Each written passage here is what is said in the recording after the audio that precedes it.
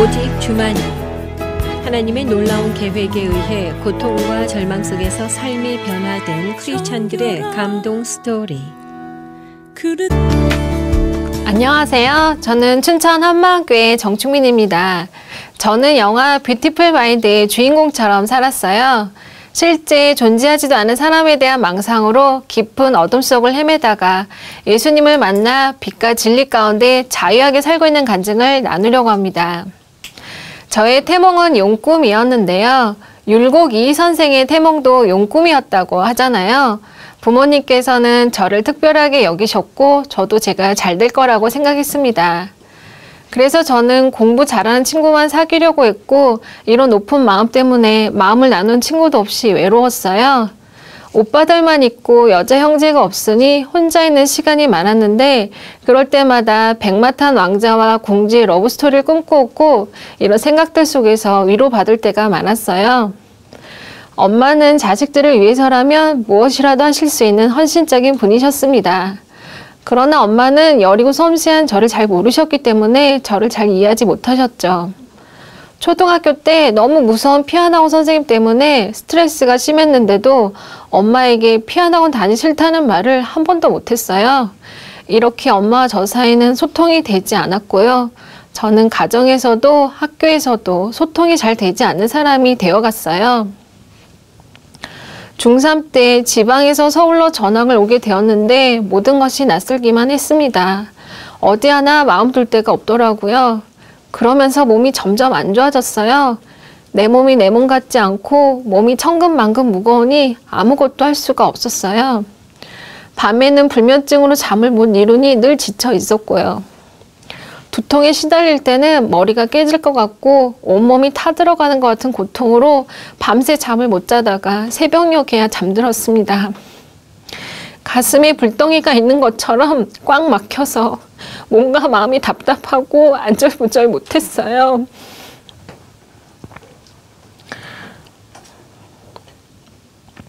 수업 시간에도 앉아있는 것 자체가 고통이고 선생님 말씀이 하나도 귀에 들리지 않았어요.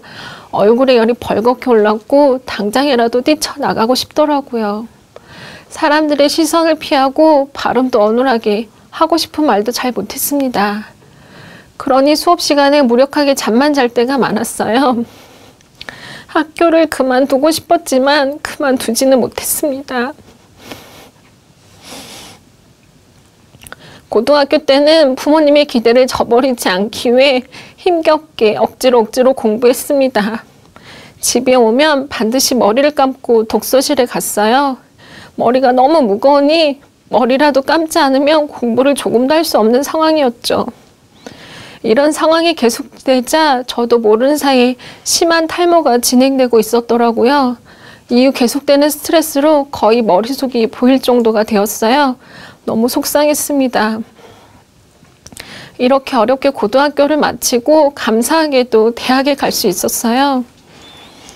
그런데 언제부턴가 생각과 실제를 구분하지 못하고 망상에 빠지게 되었어요. 누군가가 나를 너무 좋아해서 스토킹한다고 생각한 거예요. 내가 무엇을 하는지 일거수일투족을 감시한다고 생각하니 숨이 턱 막혔고 온몸이 석고상처럼 굳어버렸어요. 저는 제가 몸이 힘들고 공부가 안 되고 학교 생활이 힘든 모든 이유를 알 수 없는 그 사람의 탓으로 돌렸습니다. 그러나 한편으로는 어리석게도 나를 너무 좋아해서 스토킹하는 것이니 그 대상에게 사랑받는 것이 행복하다고 생각하기도 했어요. 당장의 현실은 고달프고 외로우니 망상 속의 사람에게 마음을 의지하며 위로받기도 했어요. 복잡한 생각과 감정들이 교차했습니다.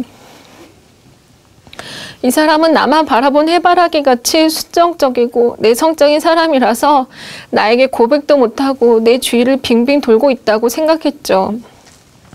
그러니 나라도 이 사람을 찾아내고 싶었어요. 이 사람이 집 주변에서 서성대는 것 같아서 괜히 물건을 사러 가는 척하면서 집 밖으로 나와볼 때도 많았어요. 망상 속의 사람은 나에 대해서 잘 알아보고 싶은 마음에 집에도 CCTV를 설치해 놓았다고 생각했죠. 그 사람이 누군가와 나에 대해서 대화하는 환청이 들릴 때도 있어서 괴로웠어요. CCTV는 꼭 화장실에 설치해 놓은 것만 같아서 한때 화장실에 갈 때는 불도 켜지 않고 들어갔고요. 놀이기구에서 막 내린 사람처럼 휘청이고 짜증을 막 내고 신경질적으로 말했어요. 오빠가 너무 걱정스럽게 도대체 왜 그래? 뭐가 문제냐? 라고 물었지만 뭐라 말할 수도 없었어요. 누구에게도 말할 수 없었어요. 괜히 나만 이상한 사람 되지 누가 믿어줄까 싶더라고요. 가족들에게는 몸이 힘들다라는 말은 했지만 가족을 포함하여 제 주위 사람들은 이런 저의 실상을 아무도 몰랐어요. 속으로는 죽을 맛이었지만 애써 아무렇지도 않은 척했죠. 낯선 환경에 가거나 낯선 사람을 만날 때 망상 속의 사람과 관련된 사람이 늘 있다고 생각했어요. 사람들이 많은 곳에서는 사람들의 시선이 너무 의식되었어요. 그 중압감이 저를 짓눌렀습니다. 버스나 지하철을 탈 때도 사람을 만나서 밥을 먹거나 차를 마실 때도 사람들을 이리저리 살폈어요. 사람이 밑을 노르시죠. 말할 수 없는 답답한 마음에 전화번호나 연락바람이나 쓴 메모를 담벼락에 붙여 놓았어요. 전 당연히 연락이 올 줄 알았는데 연락이 오지 않더라고요. 내 뒤로 따라오는 차가 있으면 나를 따라오는 그 사람의 차인가 해서 유심히 살펴보고 차 번호를 기록해 두었는데 그 차량 번호가 너무 많았어요.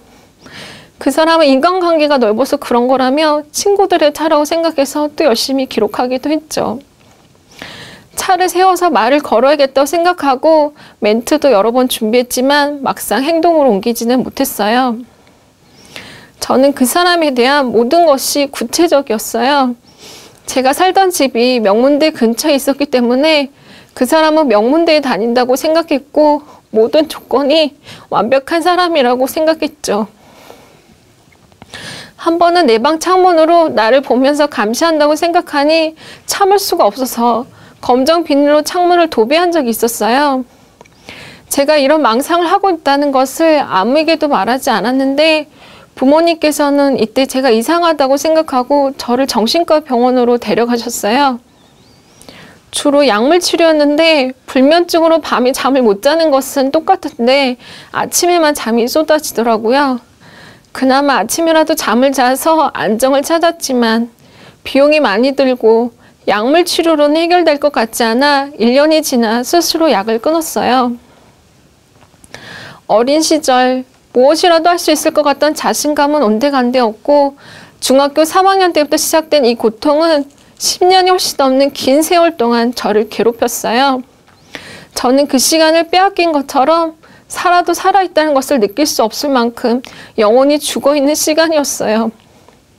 단 잠깐이라도 정상적인 호흡으로 생활하고 싶었던 것이 그때 당시 저의 심정이었습니다. 어두운 방 안에서 우두커니 앉아서 흐느껴 올 때가 많았고 감정이 복받칠 때는 지하철같이 사람들이 많은 데서도 참지 못하고 서럽게 울었습니다. 감정이 더 절제가 되지 않을 때는 방문을 걷어차서 방문이 부서지기도 했고요. 메고 있던 가방을 길바닥에 몇 차례나 내동댕이 치기도 했어요. 집에서는 이런 저를 위해서 별 연고도 없는 인천으로 이사를 갔습니다. 엄마는 딸을 살려야 한다는 마음으로 환경을 바꿔주시려고 하셨어요. 저는 컴퓨터를 전공했는데 적성에 맞지 않아서 고생하며 겨우 졸업했어요. 컴퓨터 회사도 잠깐 다녔지만 그만두었고요. 큰오빠가 다시 교대에 갈 것을 권유했고 두 번째 대학인 교대에 입학하게 되었어요. 여전히 망상 속의 사람은 제 주변 어딘가에 있는 것 같았지만 저는 애써 무시하며 제 생활을 열심히 해나갔어요. 두통에 시달리고 몸이 무거운 상태는 계속되었지만 어느새 저는 망상의 삶에 적응해 가고 있었습니다. 그렇지만 임용고시를 준비하는 4학년 때는 마음이 요동을 치고 불안감이 최고조에 달했어요. 전 어렸을 때부터 문제가 생기면 책을 찾아보며 문제를 해결하려고 했는데요. 그때도 책 속에서 어떻게든 내가 살 방도를 찾아야 했죠. 학창시절 전학으로 겪었던 스트레스를 다시 겪을 것 같았고 이번에는 제 노력으로 극복할 수 없을 것 같았습니다. 절박했습니다. 당시 기독교 베스트셀러 책을 보게 되었는데 사랑이란 단어가 눈에 들어왔어요. 너무 오랜만에 들어본 낯설은 단어였고 하나님이 생각났어요. 도저히 내 힘으로서 할 수가 없어서 하나님께로 피난처를 찾아갔어요. 천사 같은 과 동기에게 너가 다니는 교회에 가도 되겠느냐고 물었고 춘천 한마음교회로 가게 되었습니다. 그러나 생각이 복잡해서 목사님의 설교 말씀을 잘 알아들을 수가 없었어요. 목사님은 설교하실 때마다 큰 확신으로 기독교의 심장, 부활을 말씀하시는데 전 부활이 너무 어려웠어요. 어떻게 사람이 죽었다가 다시 살아날 수 있을까라는 생각에 이르면 거대한 벽에 부딪히곤 했어요. 마음속의 의심은 끝이 없었고요. 많은 기독교 변증론 책을 뒤적였어요. 기독교 서적은 절판된 책도 많아서 헌책방을 뒤져가며 많은 자료들을 모았어요. 그중 게리 하버마스가 쓴 책에서 유신론자든 무신론자든 모두가 인정하는 최소한의 역사적 사실로 부활을 변증하는 내용을 보게 되었습니다. 문득 역사를 의심하고 있는 내가 이상해도 참 이상했습니다. 부활은 역사의 기록이더라고요. 성경에서뿐만 아니라 로마의 역사서에도 유대의 역사서에도 기록이 되어 있었어요. 예수님이 부활하셨다는 역사적 사실을 알게 되니 하나님의 살아계심을 확신할 수 있게 되었어요. 아, 부활이 사실이구나. 하나님 살아계시구나. 성경의 모든 말씀이 진짜구나. 저는 부활을 이해하려고 무진의 애를 썼는데 부활을 이해할 수 있는 것이 아니었어요. 부활이 있었는가 없었는가의 역사적 사실을 확인하는 것이었어요. 그리고 이것은 성경에 예언되어 있더라고요. 성경대로 예수님께서 죽으시고 성경대로 다시 살아나셨어요. 예수님이 하나님이신 줄 알아볼 수 있도록 구약에 많은 예언을 주셨고 예언대로 죽으시고 부활하신 것으로 예수님이 하나님이신 것을 증명해 보이셨어요. 예수님을 나의 주, 나의 하나님으로 모셨습니다. 드디어 나의 창조주, 나의 주인을 만났습니다. 한때 전능자가 나를 내버려 두었다는 생각에 무수히 원망하기도 했지만 죽어가는 저를 살리기 위해서 하나님께서 찾아오셨어요. 저 같은 자를 위해 끝까지 인내함으로 기다려주셨습니다.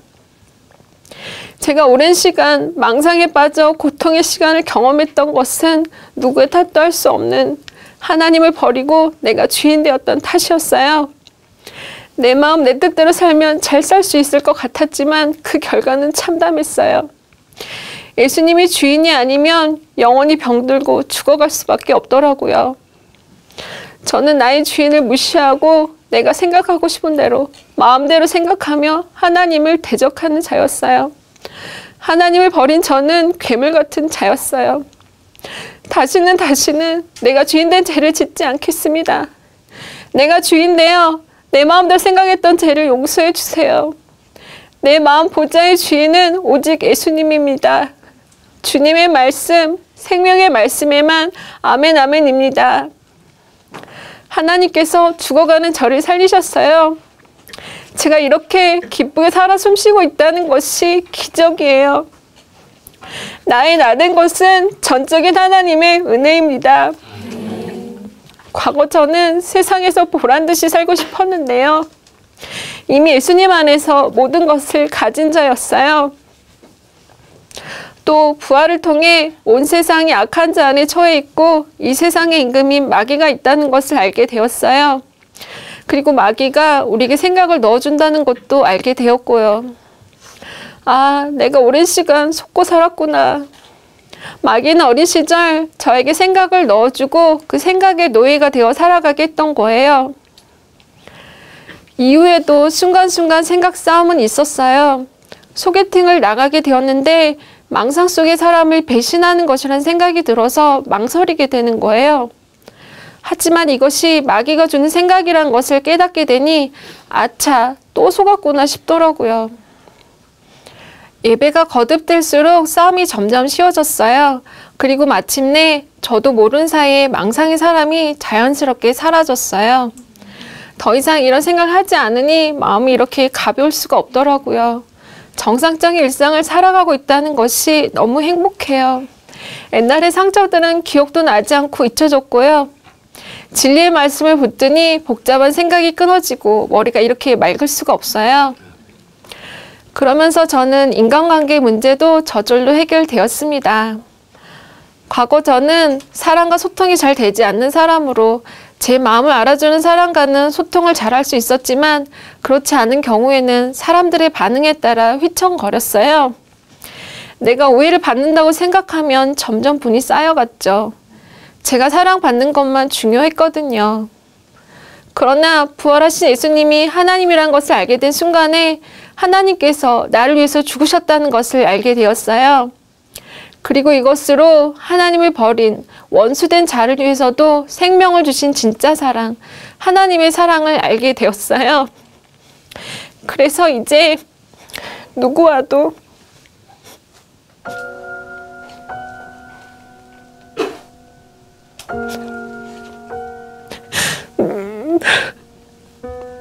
주님의 마음으로 사랑을 나눌 수 있는 자가 되었습니다. 복음으로 진짜 사랑을 알았어요. 저는 지금 교사로 일하면서 예수님을 몰라 소망이 없는 아이들에게 복음을 전하며 양육하고 있어요. 어린 영혼이 많은 학교로 저를 보내주심이 너무 감사할 따름이에요. 과거 제가 이상한 생각으로 마음고생을 너무 많이 했기 때문에 마음이 아픈 아이들을 금방 알아보게 되더라고요. 그 아이들의 마음이 얼마나 고통스러울지 너무 이해가 가고 애틋하게 생각돼요. 또 아이들 중에는 이상한 생각을 하는 아이들이 있어요. 그러나 과거에 나는 더 있다는 생각 때문에 다 이해가 가고 받아들여져요. 아이들을 이해할 수 있는 넓은 마음을 주심을 감사합니다. 아이들에게 많은 종류의 문제가 있지만 그 답은 오직 하나, 예수님밖에 없어요. 소아 우울증 증상으로 수업 시간에 책가방을 메고 교실을 뛰쳐나간 아이가 있었어요. 그 아이는 옛날에 나를 보는 것처럼 위태위태해 보이더라고요. 그 아이를 위해서 매일 맛있는 도너츠를 사왔어요. 도너츠를 먹이면서 마음을 달래주고 예수님을 전했어요. 그 아이는 예수님으로 우울증을 이겨내고 다음 학기에는 부회장으로 선출되어 마음껏 리더십을 발휘한 아이가 되었습니다. 밝고 명랑한 모습을 보니 너무 다행이다 싶고 하나님께 감사했습니다. 최근에 만나서 삼겹살을 같이 먹었는데요. 올해 벌써 고등학생이 되었어요. 이제 저는 주위 사람들로부터 성격 좋은 사람, 낙천적인 사람이란 평을 들어요. 제가 속한 그룹에서는 썰렁한 분위기도 확 뒤집는 분위기 메이커가 되었고요. 어디서든지 적응을 잘하고 친화력이 좋아서 처음 만나는 사람과도 금방 잘 지냅니다. 마음의 주인이 예수님이니 이 땅에서도 천국의 삶을 살고 있어요. 복음을 몰라 마귀가 주는 생각대로 끌려다니며 고통의 삶을 살았던 저였는데요. 부활하신 예수님을 주인으로 모셔 마귀가 주는 모든 망상의 생각을 끊고 정상적인 삶을 살고 있다는 것이 너무 감사할 뿐이에요. 보이지 않는 영적 삶의 승리의 비결은 예수님이 부활하셨다는 사실이에요. 하나님은 살아계십니다. 감사합니다. 오직 주만이 이 시간은 춘천 한마음교회와 함께하는 열린 간증의 시간입니다. 신앙 간증을 다시 듣기 원하시는 분들은 방송국 전화 847-583의 영원 구원번호로 연락 주시기 바랍니다.